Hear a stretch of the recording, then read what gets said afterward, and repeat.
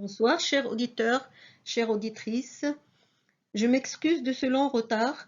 C'est que j'étais en voyage pour me reposer et pour avoir le courage de continuer. Ce soir, j'ai le plaisir de vous présenter le premier épisode d'un nouveau conte dans les 1001 nuits qui s'intitule Histoire de Ghanem, fils d'Abou Aïbou, l'esclave d'amour. Sire dit Shahrazad au sultan des Indes. Il y avait autrefois, à Damas, un marchand qui, par son industrie et par son travail, avait amassé de grands biens dont il vivait honorablement. Abou Aïbou, c'était son nom, avait un fils et une fille. Le fils fut d'abord appelé Ghanem et depuis surnommé l'esclave d'amour. Il était très bien fait et son esprit, qui était naturellement excellent, avait été cultivé par de bons maîtres que son père avait pris soin de lui donner. Et la fille fut nommée Force de cœur parce qu'elle était pourvue d'une beauté si parfaite et que tous ceux qui la voyaient ne pouvaient s'empêcher de l'aimer. Abou Aïbou mourut. Il laissa des richesses immenses, sans charge de brocart et d'autres étoffes de soie qui se trouvèrent dans son magasin n'en faisaient que la moindre partie. Les charges étaient toutes faites, et sur chaque balle on lisait en gros caractères pour Bagdad. En ce temps-là, Mohammed, fils de Sulayman, surnommé Zinebi, régnait dans la ville de Damas, capitale de Syrie. Son parent Haroun al-Rachid, qui faisait sa résidence à Bagdad, lui avait donné ce royaume à titre de tributaire. Peu de temps après la mort d'Abou Aïbou, Ghanem s'entretenait avec sa mère des affaires de leur maison et à propos des charges de marchandises qui étaient dans le magasin, il demanda ce que voulait dire l'écriture qu'on lisait sur chaque balle. Mon fils, lui répondit sa mère, votre père voyageait tantôt dans une province et tantôt dans une autre, et il avait coutume, avant son départ, d'écrire sur chaque balle le nom de la ville où il se proposait d'aller. Il avait mis toutes choses en état pour faire le voyage de Bagdad, et il était prêt à partir quand la mort, elle n'eut pas la force d'achever un souvenir trop vif de la perte de son mari, ne lui permit pas d'en dire davantage et lui fit verser un torrent de larmes. Ghanem ne put voir sa mère attendrie sans être attendri lui-même. Ils demeurèrent quelques moments sans parler, mais il se remit enfin, et lorsqu'il vit sa mère en état de l'écouter, il prit la parole. Puisque mon père, dit-il, a destiné ses marchandises pour Bagdad, et qu'il n'est plus en état d'exécuter son dessein, je vais donc me disposer à faire ce voyage.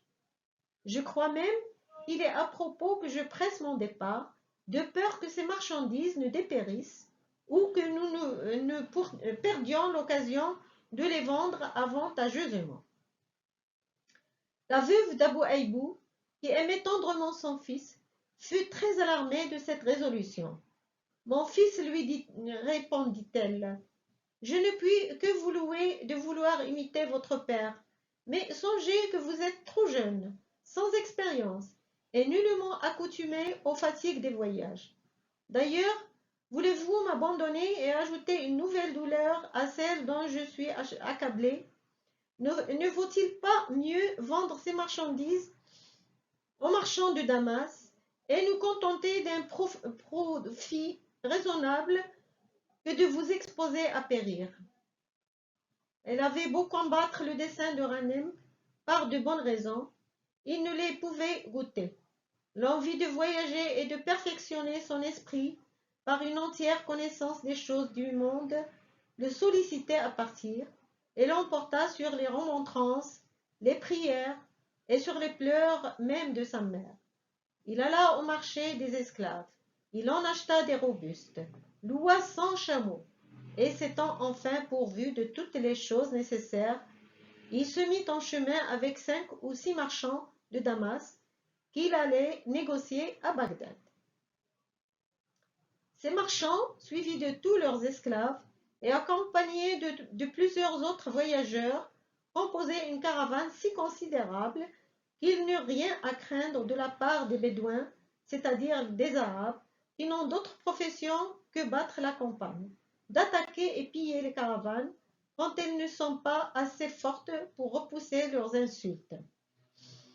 Ils n'eurent donc à essuyer que les fatigues d'ordinaire d'une longue route, ce qu'ils oublièrent facilement à la vue de la ville de Bagdad, où ils arrivèrent heureusement.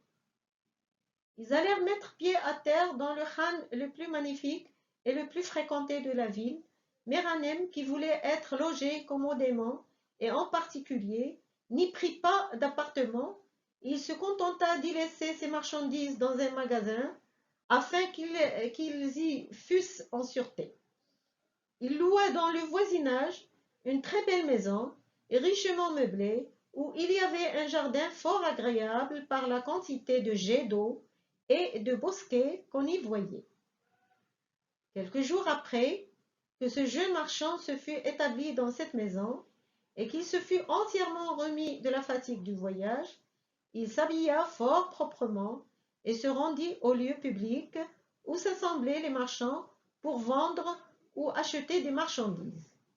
Il était suivi d'un esclave qui portait un paquet de plusieurs pièces d'étoffe et de toile fine. Les marchands reçurent Hanem avec beaucoup d'honnêteté, et leur chef ou syndic, à qui d'abord il s'adressa, prit et acheta tout le paquet au prix marqué par l'étiquette qui était attachée à chaque pièce d'étoffe. Hanem continua sa négoce avec tant de bonheur qu'il vendait toutes les marchandises qu'il faisait porter chaque jour. Il ne lui restait plus qu'une balle qu'il avait fait tirer du magasin et apporter chez lui lorsqu'un jour il alla au lieu public. Il en trouva toutes les boutiques fermées. La chose lui parut extraordinaire. Il en demanda la cause et on lui dit qu'un des premiers marchands, qui ne lui était pas inconnu, était mort et que tous ses confrères, suivant la coutume, étaient allés à son enterrement. Hanem s'informa de la mosquée où se devait faire la prière et d'où le corps devait être porté au lieu de sa sépulture. Et quand on le lui enseignait, il renvoya son esclave avec son paquet de marchandises et prit le chemin de la mosquée. Il y arriva que la prière n'était pas encore achevée et on la faisait dans une salle toute tendue de satin noir. On enleva le corps que la parenté accompagnée des marchands et de Ganem, suivit jusqu'au lieu de sa sépulture, qui était hors de la ville et fort éloigné. C'était un édifice de pierre en forme de dôme, destiné à recevoir les corps de toute la famille du défunt. Et comme il était fort petit, on avait dressé des tentes alentour, afin que tout le monde fût à couvert pendant la cérémonie. On ouvrit le tombeau et on l'en posa le corps, puis on le referma. Ensuite l'imam et les autres ministres de la mosquée s'assirent en rond sur les tapis sur la principale tente et récitèrent le reste des prières. Ils firent aussi la lecture des chapitres du Coran, prescrits pour l'enterrement des morts. Les parents et les marchands, à l'exemple de ces ministres, s'assirent en rang derrière eux. Il était presque nuit lorsque tout achevé, Hanem, qui ne s'était pas attendu à une si longue cérémonie, commençait à s'inquiéter et son inquiétude augmenta quand il vit conserver un repas en mémoire du défunt, selon l'usage de Bagdad. On lui dit même que les tentes n'avaient pas été tendues seulement contre les ardeurs du soleil, mais aussi contre le serein, parce qu'on l'en retournait à la ville que le lendemain. Ce discours alarma Ganem. « Je suis étranger, dit-il en lui-même, et je passe pour un riche marchand. Des voleurs peuvent profiter de mon absence et aller piller ma maison. Mes esclaves même peuvent être tentés d'une si belle occasion. Ils n'ont qu'à prendre la fuite avec tout l'or que j'ai reçus de mes marchandises? Où les irai-je chercher? Vivement occupé de ses pensées, il mangea quelques morceaux à la hâte et se déroba finement à la compagnie. Il précipita ses pas pour faire plus de diligence, mais comme il arriva assez souvent que plus on est pressé, moins on avance, il prit un chemin pour un autre et s'égara dans l'obscurité, de manière qu'il était près de minuit, quand il arriva à la porte de la ville. Pour surcroît de malheur, il la trouva fermée. Ce contretemps lui causa une peine nouvelle, et il fut obligé de prendre le parti de chercher un endroit pour passer le reste de la nuit, et attendre qu'on ouvrît la porte. Il entra dans un cimetière si vaste qu'il s'étendait depuis la ville jusqu'au lieu d'où il venait. Il s'avança jusqu'à des murailles assez hautes qui entouraient un petit champ qui faisait le cimetière particulier d'une famille et où était un palmier. Il y avait encore une infinité d'autres cimetières particuliers dont on n'était pas exact à fermer les portes. Un Cyranem, trouvant ouvert celui où il y avait un palmier, y entra et ferma la porte après lui. Il se coucha sur l'herbe et fit tout ce qu'il put pour s'endormir, mais l'inquiétude où il était de se voir hors de chez lui l'en empêcha. Il se leva et après avoir, en se promenant, passé et repassé plusieurs fois devant la porte, il l'ouvrit sans savoir pourquoi. Aussitôt, il aperçut de loin une lumière qui semblait venir à lui. À cette vue, la frayeur le saisit. Il poussa la porte, qui ne se fermait qu'avec un loquet, et monta promptement au haut du palmier, qui, dans la crainte dont il était agité, lui parut le plus sûr asile qu'il put rencontrer. Il n'y fut pas plus tôt qu'à la faveur de la lumière qui l'avait effrayé, il distingua et vit entrer dans le cimetière où il était 3 hommes qu'il reconnut pour des esclaves à leur habillement. L'un marchait devant avec une lanterne et les 2 autres le suivaient, chargés d'un coffre long de 5 à 6 pieds qu'ils portaient sur leurs épaules. Ils le mirent à terre et alors un des 3 esclaves dit à ses camarades: « Frères, si vous m'en croyez, nous laissons là ce coffre et nous reprendrons le chemin de la ville. » « Non, non, répondit un autre, ce n'est pas ainsi qu'il faut exécuter les ordres de notre maîtresse, que notre maîtresse nous donne. Nous pourrions nous repentir de les avoir négligés. Enterrons ce coffre, puisqu'on nous a demandé. Les 2 autres esclaves se rendirent à ce sentiment.